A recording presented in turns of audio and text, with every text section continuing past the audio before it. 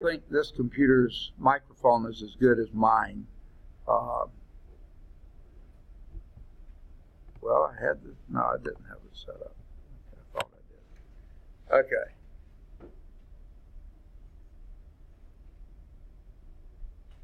Well, that's not the slide I wanted. We'll use this one. All right, example 5 is not listed, so we're going to do it. Before we get started, let me see if there are any announcements. I've got all the grading done. Okay, Fawn is here. Okay.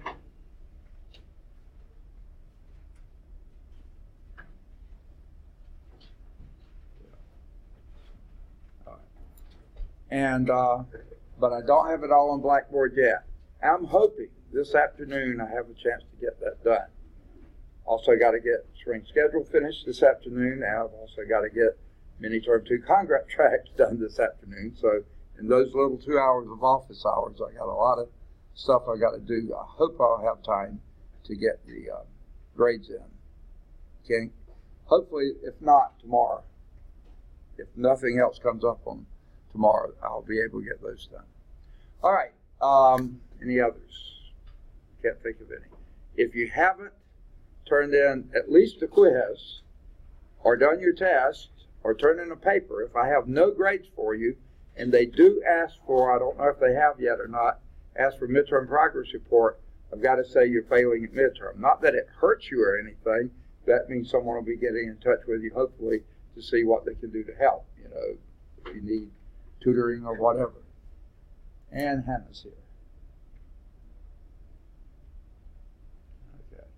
So get me something today, if possible. Okay, if you have it. Most of you have. I only have 1, 2, 3, 4 people who haven't turned in the quiz. And I don't think any of them have done the paper either. So that's just 4 people. Most of them are not here, so one of them is here, but please get that in as soon as you can. All right. Can't think of anything else. Let me get my pen set up and the color set up. Okay. So any questions, anything before we get started today? All right, example 5. Sketch the graph of f of x is equal to, this looks like fun, negative 9/2 x plus 6x squared minus 2x cubed.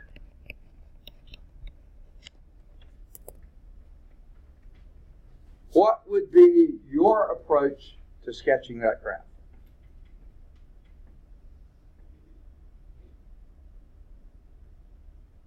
You have an approach.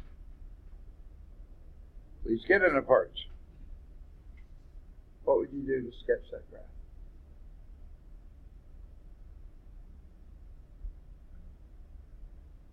Okay. A few things. Let's do the easy stuff first, the low-hanging fruit. Okay? Okay?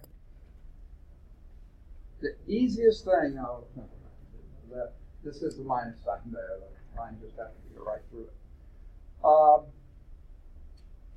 One of the easiest things to do for any function is to find the y-intercept, right? What's true about a y-intercept?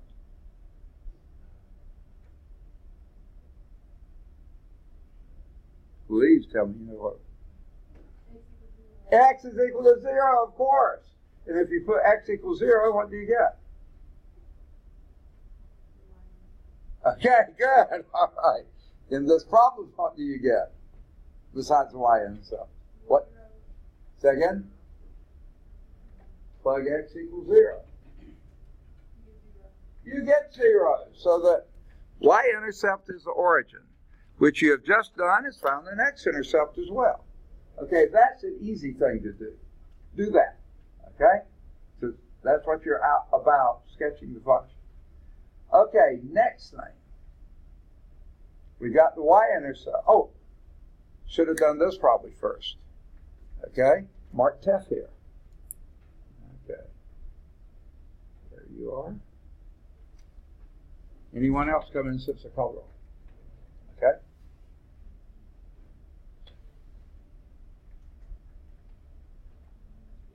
End behavior. What's the end behavior of this problem?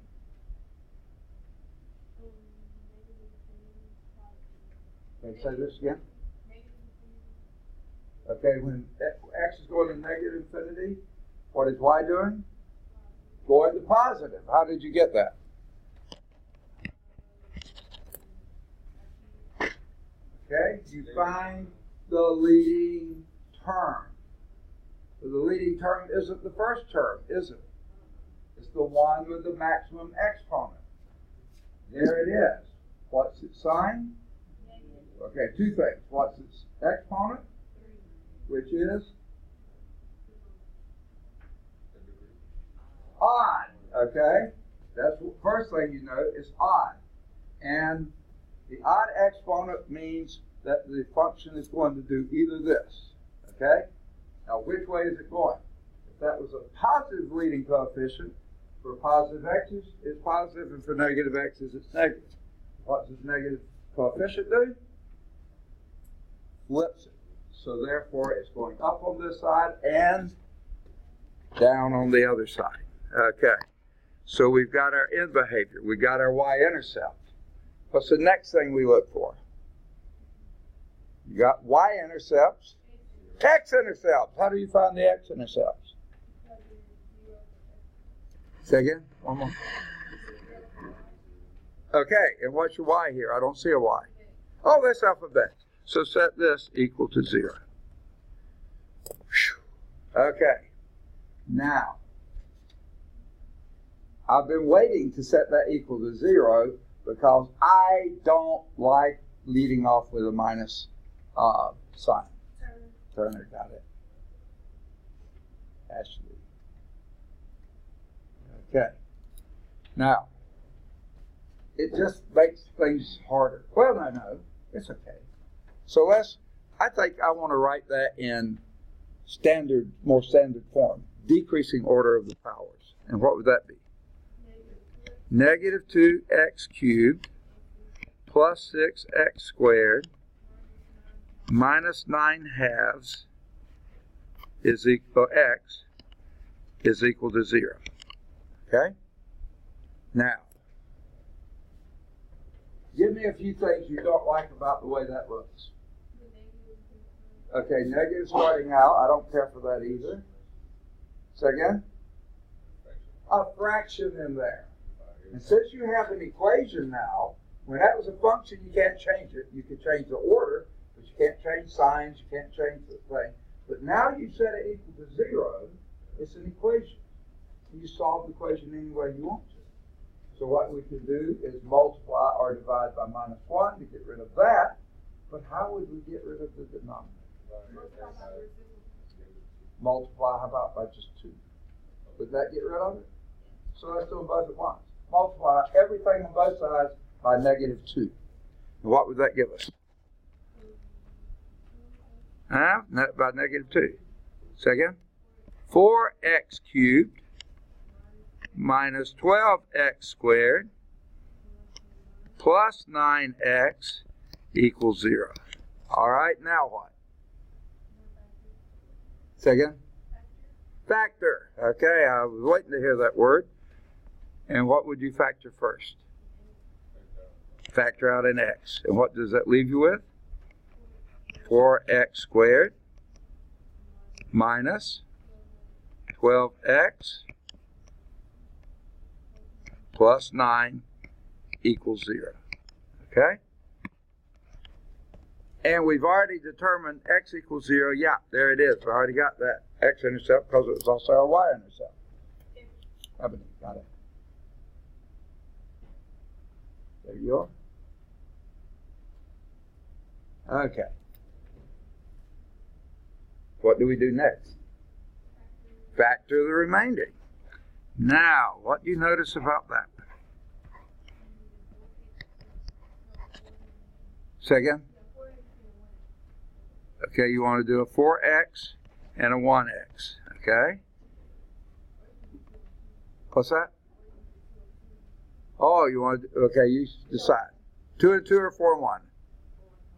4 and 1. Okay, let's try it. And what about the signs? Minus, minus. And then 3, 3. All right, let's see if that works. 4x times x is 4x squared. 4x times negative 3 is negative 12x minus 3x is minus 15x. So your sign's right, but your number's wrong. We got to change some numbers. Let's try 2 and 2, okay? I think I can work 2 and 2 today. Okay, we'll make that a 2 and that a 2. Okay, let's try it again. 2x times 2x, 4x squared. 2x times negative 3, negative 3x, negative 6x, negative 6x, negative 12x, plus 9. Yes, it works. So what does that tell us? Say again? Okay, set it equal to 0. Is that what I was hearing? 2x minus 3 equals 0. And what does that give us?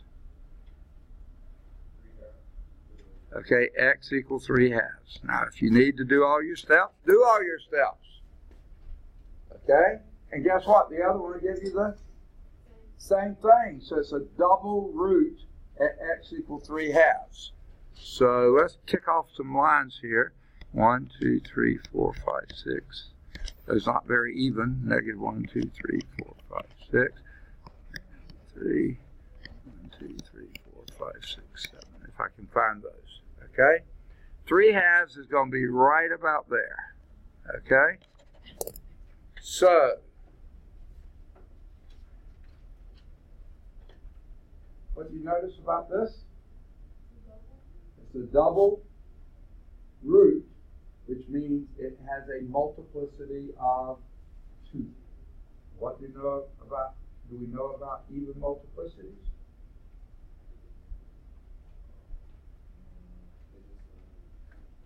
They what? They touch but don't cross. Okay? So we know the end behavior is coming from up above, so this has to be coming downhill like this. Crosses at x equals 0, because that's a single multiplicity of 1. We don't usually say that, but it is. Okay? And it just crosses there. But then it has to turn back up and then not cross here. It must touch here and come back in the same direction, and that has us going downhill here. I can basically draw that curve right now, or at least something close. Now what they suggest that we do is try a few test points. Okay, let's try a test point to the left of our first 0, in between our 2 zeros, and 1 to the right of our last 0. Let's try negative 1. So let's go back to the original function. Yeah, the original function, and plug in a negative 1. So let's do an f of minus 1. Okay, it's not going to be super pretty, but I think it'll do okay. Minus 1 times negative 9 halves will be what? Say again? No, negative 1 times positive 9 halves. Okay? How about 6 times negative 1 squared? Say again? Oh, no, it's plus 6. Because you square a negative, it stays a negative. I mean, it goes back to positive, sorry. Duh. Okay? And then? Positive what? 2. Okay, 9 halves is 4 1/2, right? And 6 and 2 is 8. 8 and 4 1/2 is 12 1/2. So at negative 1, we're 1, 2, 3, 4, 5, 6, 7, 8, 9. Somewhere up there is our test point. And sure enough, we have to be coming downhill pretty quickly here. It's a pretty ugly curve there. All right, let's pick another test point in between 0 and 3/2. 1. Now this one's really easy.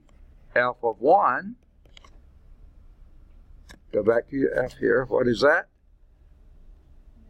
Negative 9/2 plus 6 minus 2. Guess what? Hint. Okay, notice. Anytime you plug 1 into a polynomial, you just get your coefficients, just like they are. Plug a negative 1 into a polynomial, you get your coefficients, but any odd power of x, you change the sign. Even power of x, you don't. You leave the sign the same. Okay? So there's a real easy way to do. Plus 1 is so easy. Just write down the coefficients with the correct signs, with the signs. For a negative 1, write down the coefficients and change the signs of the odd, with the terms with odd exponents, leave the signs with even exponents, just like they were. Okay?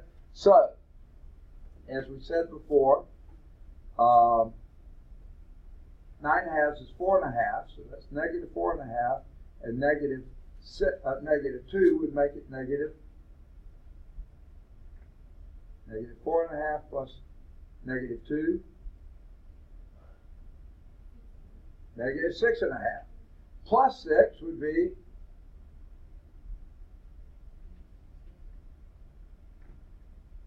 negative 6.5 plus 6. Negative 1/2. Exactly. So at plus 1, you're at negative 1/2. Now I'm guessing, yeah. Was there a problem with it? Okay. This was negative 4.5 plus 6 minus 2, right? Negative 4 plus negative 2 is negative 6.5. Negative 6.5 plus 6, I'm pretty sure that's negative 1/2. What's that? Negative 10? No, I thought you just said negative 6. Negative 6. No, negative 6.5. Okay. So it's negative 1/2. So there it is there. Let's pick a point, a test point to the right of your last 0. 2. Okay? And let's do F of 2. Where will we do that? Tell you what I'm going to do, because this is such a little screen here. I need more room, so I'm going to erase this line here. We've already used it. We don't really need it anymore. Don't erase it on your homework, but, you know, I mean, what you're doing. Okay, I think I just erased a tick mark too, somewhere in there. Okay, so F of 2 would be what? Hey, there's the cutter. Does anyone else come in since the call roll? Okay, I think we lost Colby, but gained the cutter. Okay, all right. Say again? Negative 9. Perfect. Where was it? Here it is. Negative 9. We're doing example 5 on the top of page 129, and we're trying to plot this curve. Okay, graph this function. Okay? Yeah, when you put in a positive 2 here, that'd be 4, so that's plus 24. And then negative 16. All right? So negative 9 plus negative 16 is? Plus 24 is? Negative 1. There you have it there. All right. Is it shown?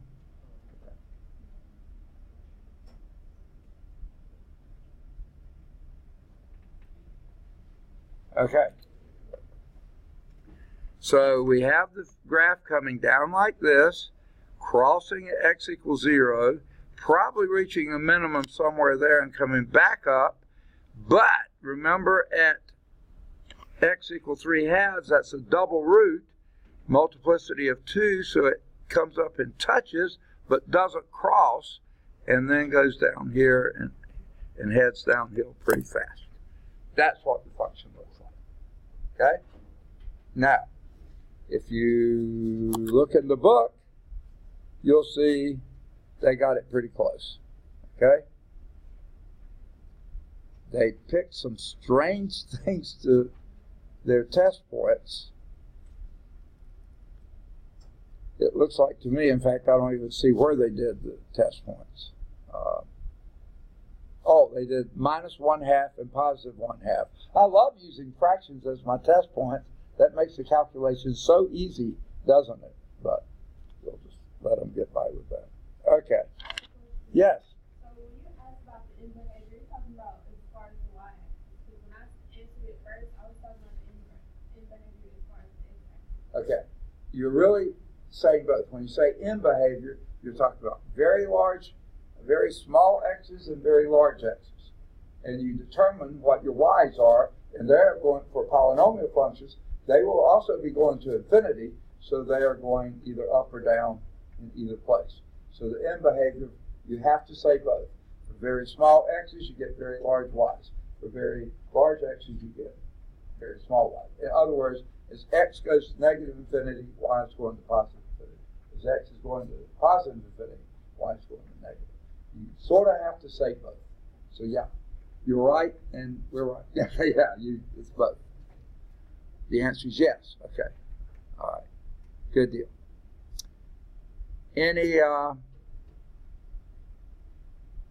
Okay. I was looking at example 4. I said they drew it wrong. Example 5, they got it. Good for them. Okay. Next topic here. I had to go back and get some white space to draw. Next topic here is the intermediate value theorem. Okay? Impressive sounding name, isn't it? And in fact, it's so impressive, they call it IVT. So if you see IVT, they mean intermediate value theorem. Okay, it must be pretty simple. Intermediate value theorem implies that if you have 2 points on the graph, A, alpha vector, remember, x, y. Well, the y is alpha of x. So whatever your x is, your y is going to be alpha of that. So A, alpha of A, x, y, and B, alpha of B, x, y. Okay? If those are 2 points on the graph of a polynomial function, such that alpha of A is not equal to alpha of B. These two are not equal to each other. They could be, but we're just choosing them so they're not. Then, for any number in between alpha of A and alpha of B, on the y-axis there, for any number D in between those, there has to be at least one number C between A and B on the x-axis that has alpha C equal B. Blah, blah, blah, right? Okay, never mind. What were you saying? Huh? Oh, yeah. A lot of letters. Is that what you said? Here's what it is simply. Okay? Here you have A, there's alpha A. Here you have B, there's alpha B. Alpha A is not equal to alpha B, right? So, what if you have a value D in between alpha A and alpha B? This guarantees there's got to be a C in between A and B such that alpha C is equal to B. Okay? There has to be. Why does it have to be? For polynomial functions. They are continuous and smooth functions. Here, mostly continuous. If you get from here to there, you can't pick up your pen. Okay? Remember, that's what smooth means. You got it, however it got there, you're going to have at least one value, C, that would give you alpha C. Because it's a continuous function. Absolutely. Nailed it right on the head. That's why it doesn't make sense to say if alpha A and alpha B are the same, this could be a function that looks like this. If you chose that value, intermediate value theorem tells you nothing. Okay. We don't even want to go there. It's only when alpha A is not equal to alpha B. Okay? So, seems pretty obvious. Why give it a special name and even call it IVT? Okay. Here's what it is. Let A and B be any real numbers on the number line such that A is less than B. If f is a polynomial function such that f of A is not equal to f of B, then in the interval from A to B, in between that, f takes on every value between f of A and f of B. So it's not just one, it has every value in between. It may take on some other values if it dips down before it does, but it's going to take on every value between f of A and f of B. Okay? There is a bunch of C's in there that have every value. One of them has every value in between. The intermediate value theorem helps you locate real zeros of a polynomial in the following way. That's why we're doing it. We're looking for our zeros. Okay? How does it help us? If you can find a value, x equal a, at which the polynomial function, say, is positive or negative, doesn't matter, and then find another value, x equal b, this time at which the value is negative or positive, just opposite from what it was at a, okay? Then you can conclude there has to be at least one zero in between those 2 points. Obviously, you have f of a positive here, and f of b negative here. There's got to be at least one zero, maybe a bunch of zeros, but it's a smooth continuous function, mostly continuous. It's got to cross the x-axis somewhere. Maybe more than once, but it's got to do it at least once. Okay? So you can conclude there is at least one real zero in between those two values. All right? So, for example, here's a function. F of x is equal to x cubed plus x squared plus 1. Okay? I challenge you to find me the zeros for that. You can't factor. It's a cubic. It's not a quadratic. Yeah. What do we do? Okay? Right now we don't have much. So what we do, we start testing a few points. What's the easiest point to test? X equal? Second? Even easier than 1. 0. What is f of 0? 1. Okay? Well, that's possible. Well, how about, let's go to the next one. 1 you said was easy. What is f of 1? 3. Well, that's going the wrong direction. We want to come back this way. So let's do a negative 1. What is f of negative 1? 1. Okay, well, it's still positive, but at least it's not getting bigger. So let's do negative 2. That would be negative 8 plus 4 plus 1. 4 and 1 is 5. 5 and negative 8 would be negative 3. We did it. F of negative 2 is negative. F of negative 1 is positive. Okay? What that means, there has to be a zero in between. Negative 2, negative 3, negative 1, 1. There has to be a zero in between.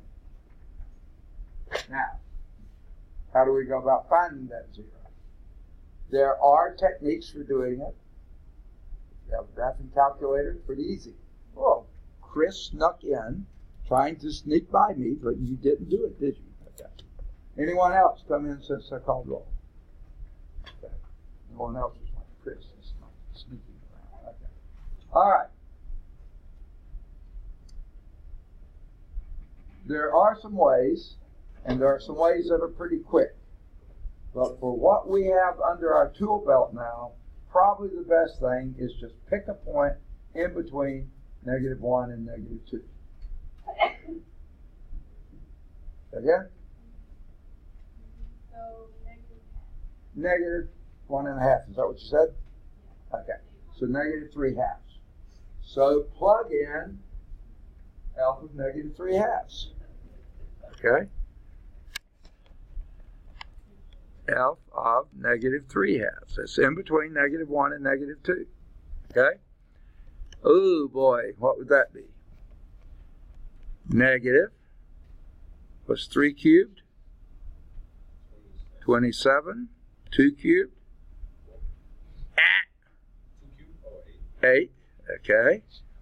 He was going to argue with me, I could tell. Plus So that is 9, 9 over 4, perfect. Okay. And then you got a plus 1. All right, what do we have here? Change that 9 fourths to 18. 18 eighths, okay. 18 eighths. And 1 would be how many eighths? 8 eighths. So 18 eighths and 8 eighths are 26 eighths, okay. And minus 27 eighths. What's that? What does that turn out being? I wrote down a 2. I said 8 and wrote down a 2. Okay. It gives you what? Negative 1/8. Okay, you know you're pretty close to 0 right there, aren't you? Okay? So at negative 1.5, you're at negative 1/8. So you're still over here slightly.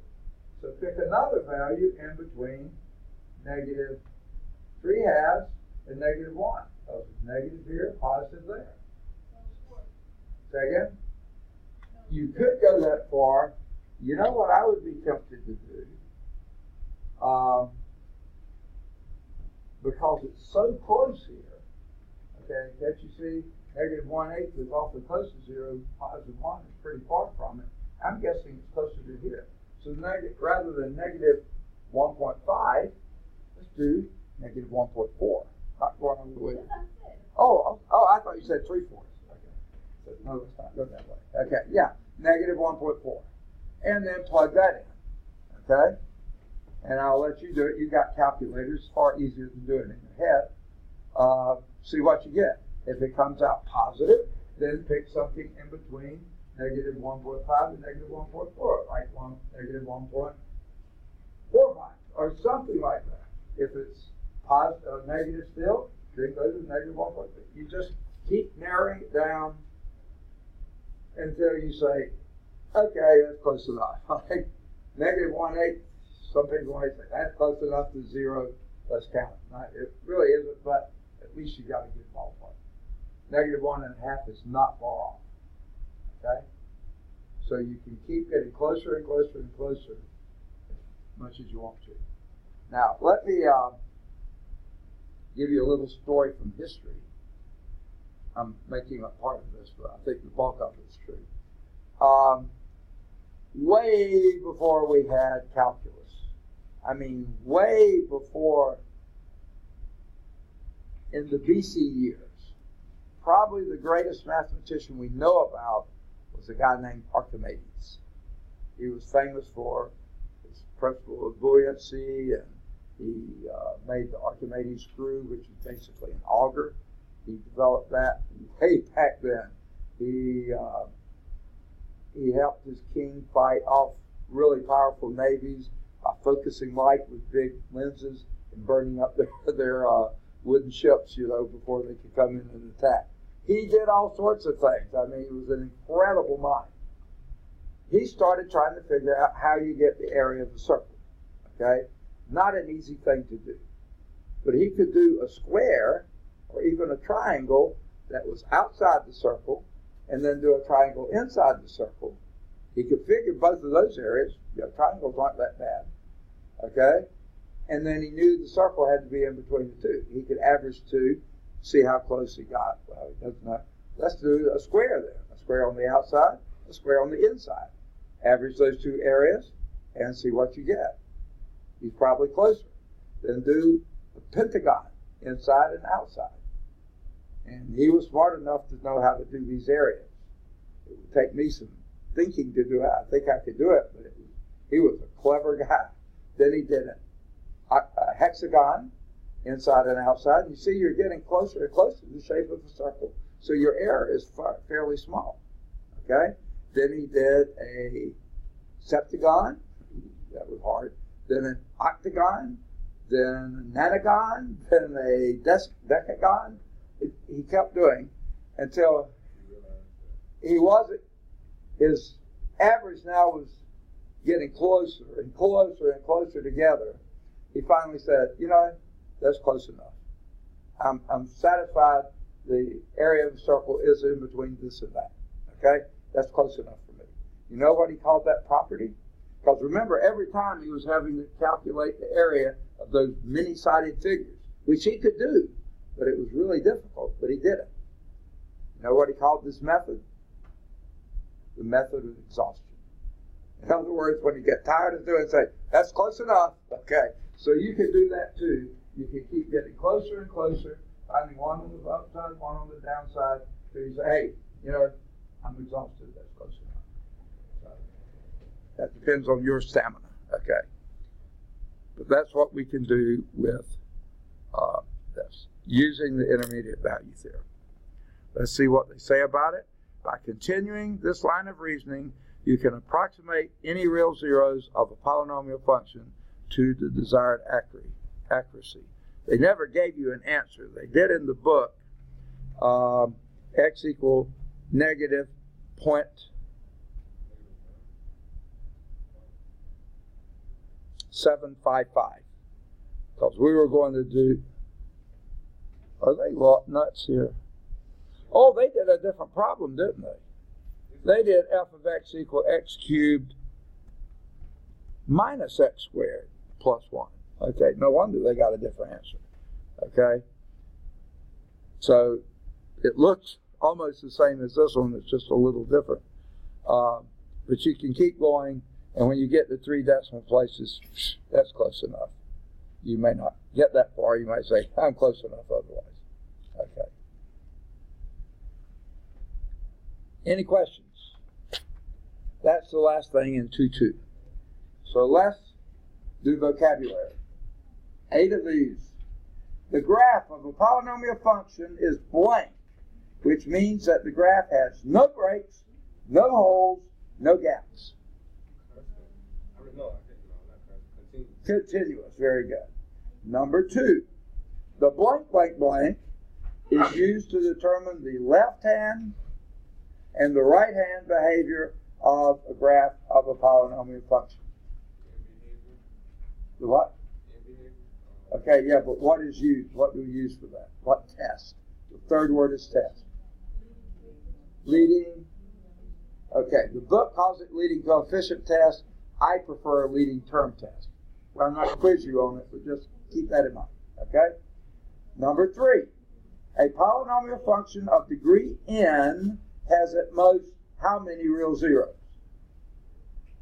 N. Okay? And at most, how many turning points? N minus 1. Very good. One less than, fewer than n. All right, number 4. If x equal a is a zero of a polynomial function, f, the 3 statements below also must be true.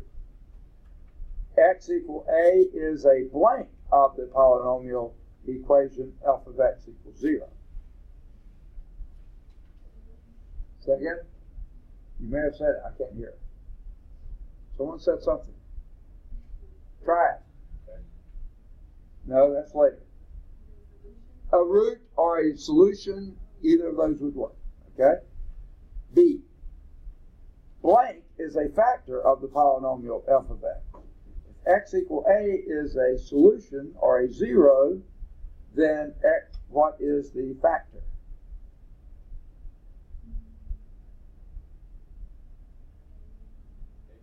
X minus a, exactly. Subtract a from both sides. Yeah, x minus a. C. A comma 0 is an blank of the graph intercept. It's an x-intercept of the graph of f. Very good. Number 5. When a real 0, x equal a, of a polynomial function f is of even multiplicity, the graph of f blanks the x-axis at x equal a. Touches, okay, at x equal a. And when it is an odd multiplicity, the graph crosses. Very good. So touches or kisses, if you use my terminology, crosses if it's odd. Sorry, I can't breathe. Number 6, a factor x minus a raised to the kth power, anytime k is greater than 1, yields a blank blank at a blank blank x equal a of blank k. Goodness gracious. A factor x minus a to the kth power yields a blank blank x equal a of blank k. Okay, a multiple root, because it doesn't, if k were 2, that would be a double root.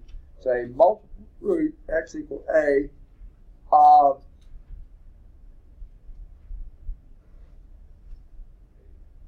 what do you call it? If it's a multiple root, you call it the, starts with the same several letters. As multiple. Multiplicity, okay. Multiplicity, k. Okay? Okay. Number 7.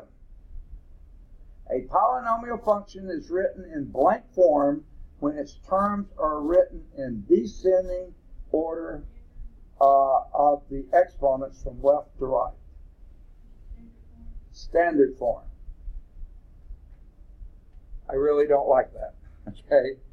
Because a quadratic function that is not its standard form, remember, is x minus h plus k. X minus h squared plus k.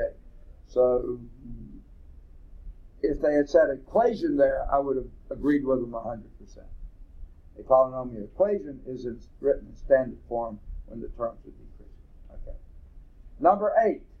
The blank blank theorem states that if f is a polynomial function, so f of a is not equal to f of b on the interval a to b, f takes on every value in between f of a and f of b. Intermediate value theorem, IDT. Okay. Homework exercises, as I told you before, I would do every one of the ones 9 through 14. The odd numbers are in the back. The answers are in the back. But those are fun to do, and that'll really give you a good warm and fuzzy about whether you understand it or not. Okay? Then do either 15 or 17. By the way, all the odds are out there on calccheck.com. Number 17 is on calcview.com. Do any of the odds 19 to 27. They're all on calccheck.com. 21's on calcview.com. Do either 29 or 31.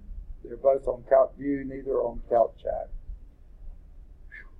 I said it backwards. They're both on CalcChat, but neither on CalcView. Do any of the odds 33 to 47? They're all on CalcChat. 43 is on CalcView.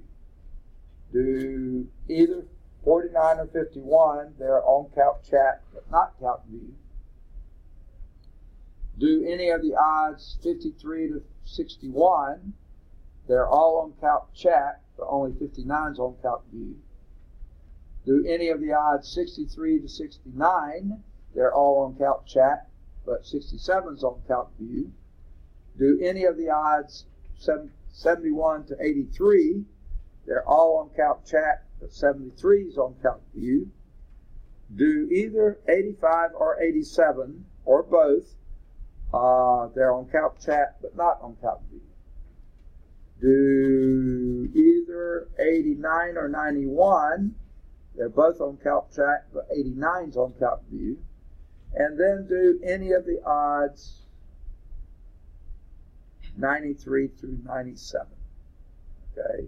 They're on CalcChat, but not on CalcView. Then, looking at the exploration, there are 99 through 101, or 901. Both of those answers are in the back. I assume they're on CalcChat. I haven't checked those. It's just true false. But it's good to see if you're understanding concepts well enough to get it right. And then you can look at 103 and 105 if you're interested, or even 107. Any questions on 2.2? Let's move on to 2.3. Let's see. Wait, I didn't finish this.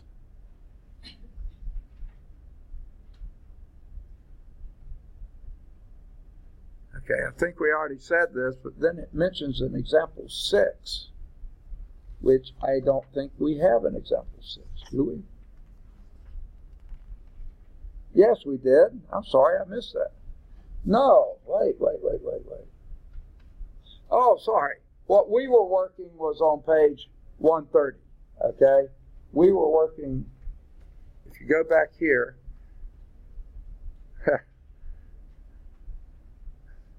that was on page 130. It wasn't an example. Well, it was an example, but not one they numbered. Okay? Here is example 6. So let's do example 6. Sorry about that.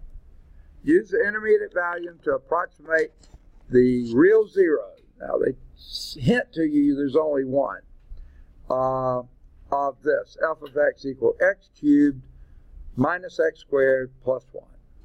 What would you do first?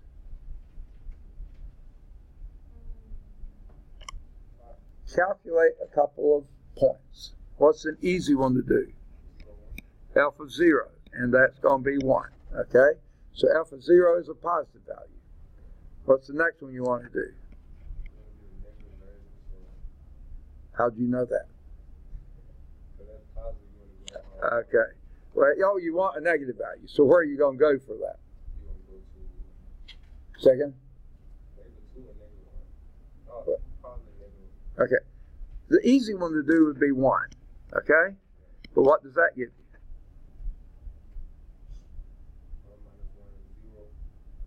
Plus 1? 1. Okay? Still 1. Well, I have a discernment. Okay? Let's do f of minus 1. See what that does. And oh, minus 1. Negative 1. Minus 1 is negative 2 plus 1. yep.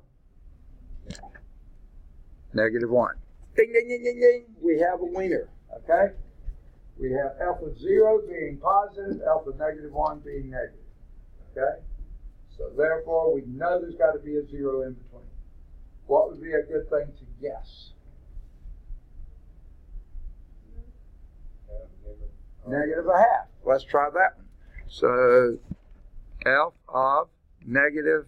Now, those of you who have calculators, you may prefer using calculators. Why don't you use them? Let's do 0.5, negative 0.5. So, negative 0.5 cubed minus negative 0.5 squared plus 1.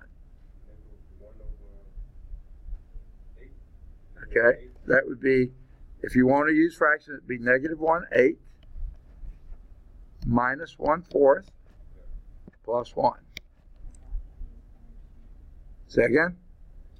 What do you get?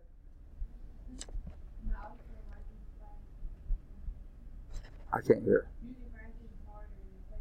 I know. So what did you get? I was seeing who was faster. Say again? 625. Okay? So that's on the positive side. So we know we're now in between negative 0.5 and negative 1. So let's pick a value there. Between, yeah, well, 0.4, no. 0.4 is less than negative 0.5. I mean, greater than negative 0.5. Yeah. 0.75. That would be good. It's actually a little easier to do 0.7. And the reason I say that, this is closer to 0 than that is. So let's get a little closer to negative 0.5. So let's do negative 0.7. Plug that into your calculator. Negative 0.7 cubed minus a negative 0.7 squared plus 1.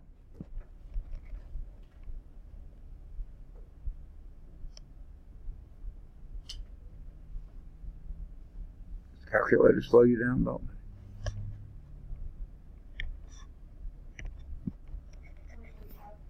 0.853, a positive? 0.853. That doesn't sound good to me. It should be either less,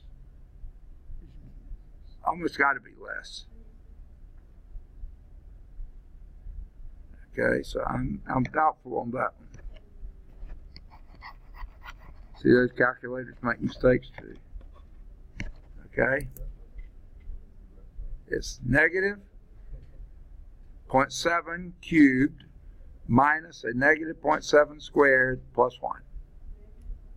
What you get?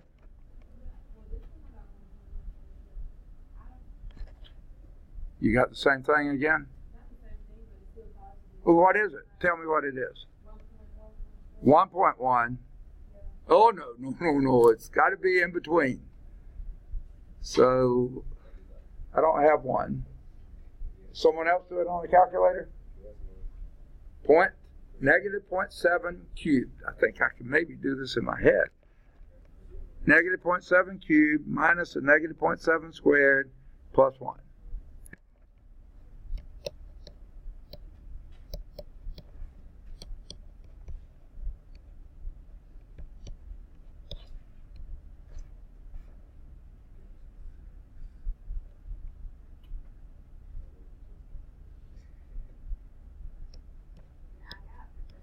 What's that? I got the positive 0.853. Really? Yeah. What are we doing wrong here, folks? Okay. I think negative 0.7 cubed is negative 0.343. Negative 0.7 squared is positive 0.49, but you're subtracting it, so it's negative 0.343 minus 0.49. That's going to be minus 0.833. Is that right? And add that to 1. And that's going to be positive 0.167, I think. Is that what you get? I don't know why your calculators are messing up, but I think that's correct. Yeah, it's because I didn't make one of the first one negative. That's it. So you got 0.167. Okay, 0.167. So it's positive.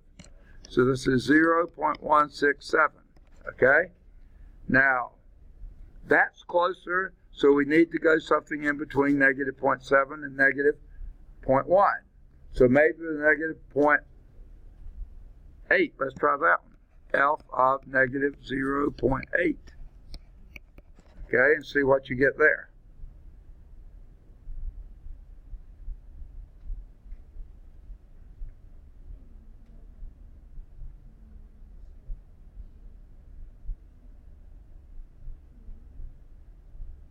The only problem with calculators are operator error. No, I'm sorry, I didn't say that, did I? Okay.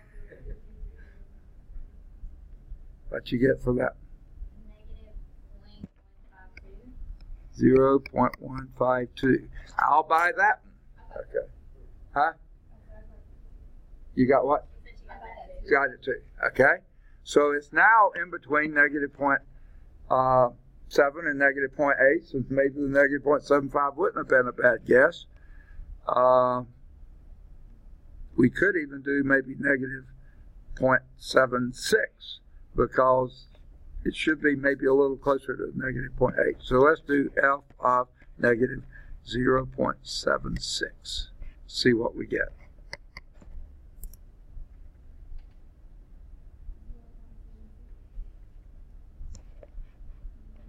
Okay. Negative 0.76. And if you have a graphing calculator, you can sometimes set up the function and just have it do a bunch of values for you. Just keep punching. I don't have one on me, so I can't do it. But anyone got an answer yet? Negative 0.01 what? 65. Yeah, that's getting close enough to 0 for me. So for 2 digits, I'd be happy with that. Okay? Do it approximately equal to, you're close enough. The book says, well, in fact, let's erase all this and see what we get. All right. First, they do a table, -2, -1, 0, 1. All you need is 0 and -1. Why they even mess with -2, I'm not sure. 0, we did 1, it stayed the same. We did -1, it changed. We knew it was in between those two. Then, because alpha -1 negative, alpha 0 is positive, you know it's got to be between those. So they chose a -0.8. Okay? And then they did a -0.7. Again, we did those two and we got the same answers. Then it has to be between those two. Got it? For more accurate, continue, and they apply it again. Continuing the process, you can approximate the 0 to any desired accuracy, and they don't tell you what it is. In the book, they say it's approximately equal to -0.755, which is pretty close to -0.76. There is a checkpoint there. I would definitely do that. Now, we already did her vocabulary, and I gave you your assignments. We will start next time in 2.3. And unfortunately, because I messed that up, we don't have time to do it now. So I'm going to cheat you out of 2 minutes of your tuition dollar. I apologize. I feel really bad about it, but have a good weekend. Please get me quizzes, papers, something in. If you haven't finished your test, please get me your test. And I'll try to get those grades in either today or tomorrow. Yes, sir. What's that? You graded my essay? I've graded everything, so I'm pretty sure I have. Let me. Is this going to be on YouTube? It will be, yes. YouTube has been taking a long time to load. I hit the wrong button.